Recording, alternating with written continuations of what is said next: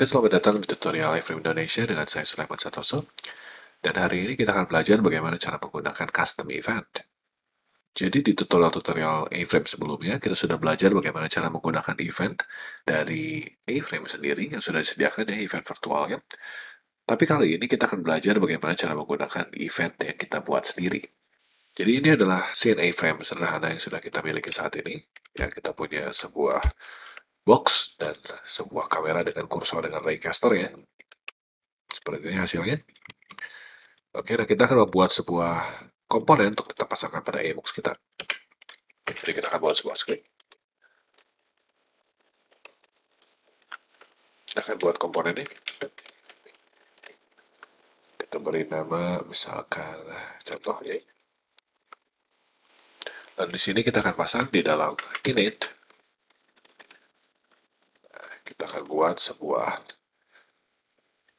variable L adalah this.L ya elemennya ya. Kalau kita akan tambahkan sebuah event listener.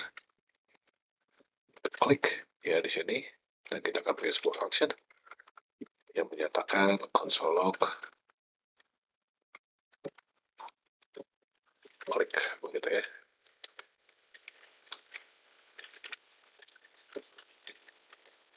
Besarannya ya. Jadi sekarang kalau kita pasang si komponen ini pada Ebox kita, dan kita akan ubah si raycasternya dari entity ke Ebox. Dan kalau kita klik sekarang, kita akan lihat kita sudah punya sebuah event yang berjalan. Klik begitu ya. Nah ini adalah contoh dari sebuah event yang sudah dibuat oleh iFrame, yaitu event virtual. Klik. Jadi event di sini sebenarnya berbeda dengan event klik yang terdapat di JavaScript begitu ya, tapi ini event yang khusus untuk iFrame sendiri. Kita bisa membuat event kita sendiri. Jadi kita bisa buat tambah event listener kita sendiri. Misalkan di sini saya mau tambahkan sebuah event listener sendiri misalkan. Kita bisa membuat event listener misalkan untuk misalkan contoh event gitu kan. Saya punya sebuah contoh event. Log contoh event.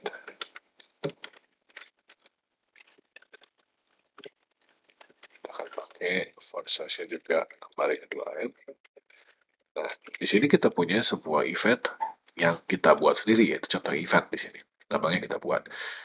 Supaya event kita ini bisa jalan, maka kita perlu ada sebuah komponen yang bisa menghasilkan si contoh event tersebut. Jadi di sini misalkan kita klik si box ya, kita bisa melakukan yang namanya emit event. Jadi di sini kita akan panggil l.emit. Di sini emit adalah sebuah method di dalam iFrame untuk bisa mengeluarkan event tertentu. Jadi sini eventnya adalah kita buat contoh event. Dia punya 3 parameter. Yang pertama adalah nama eventnya.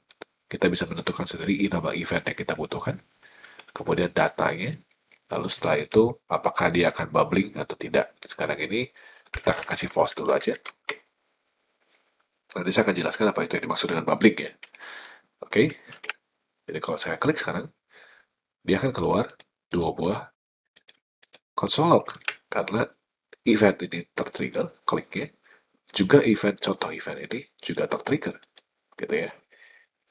Jadi di sini kita sudah berhasil membuat sebuah event baru, ya, contoh event yang akan terpanggil kalau misalkan ada elemen yang memanggil contoh event. Nah, di sini saya akan buat sebuah box satu lagi, supaya kita bisa membedakan ya.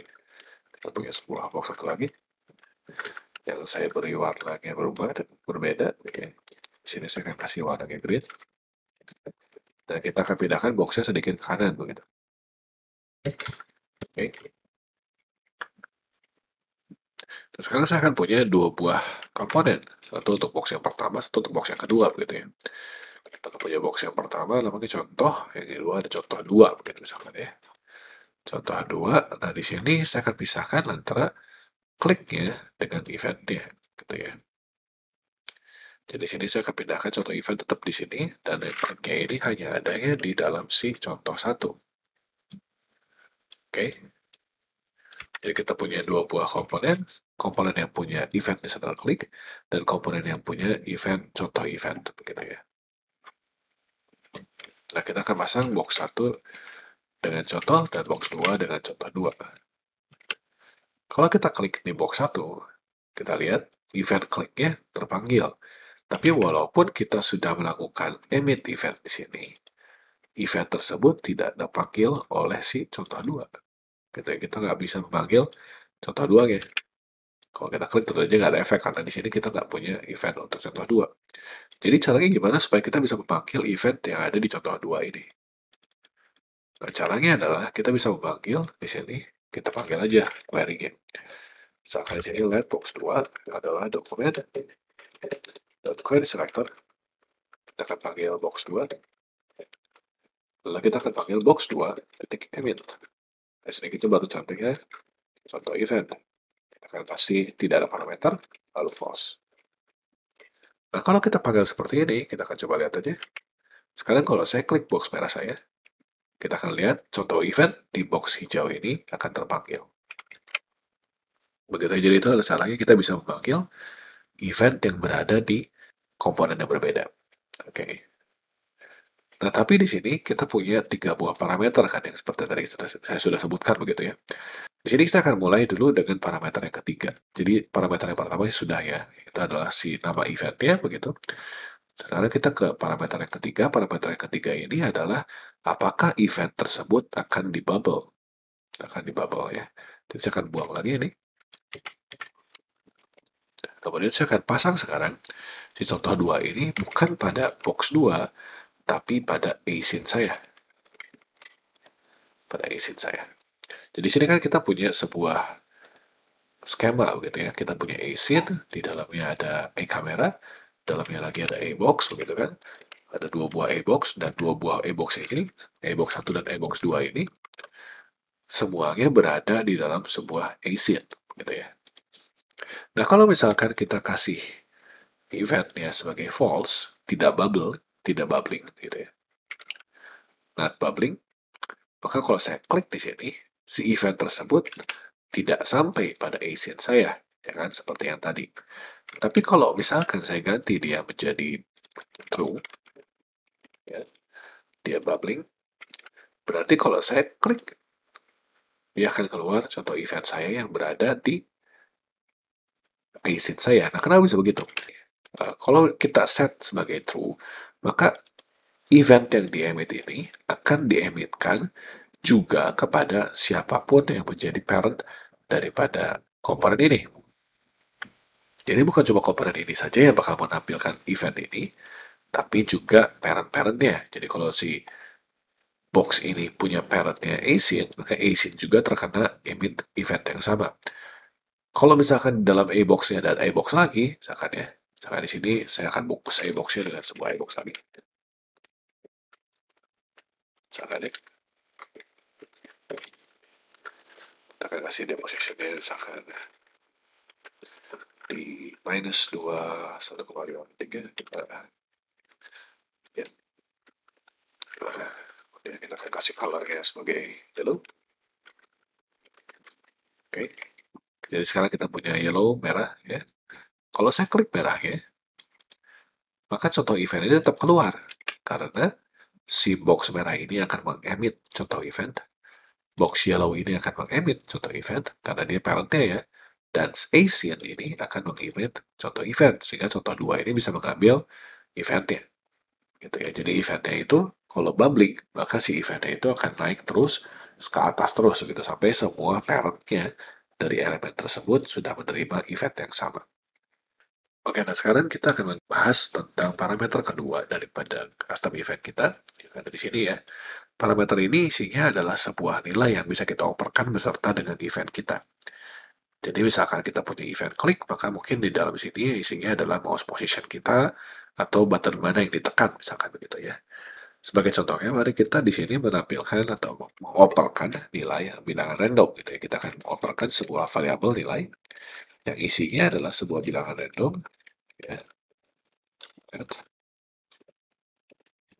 Random kali 10. Jadi kita punya bilangan random dari 1 sampai 10 gitu ya.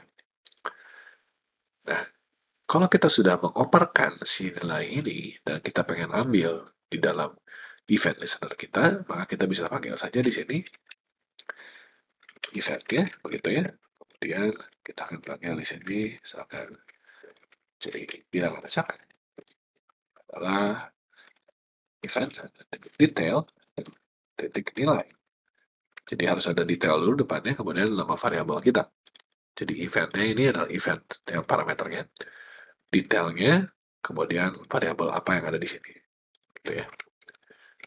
Nah sekarang kalau saya klik si kotak merah, kita akan dapatkan sebuah bilangan acak yang berubah terus. Nah, selain dengan menggunakan event listener seperti ini, kita juga bisa menggunakan si custom event ini untuk melakukan yang namanya animasi.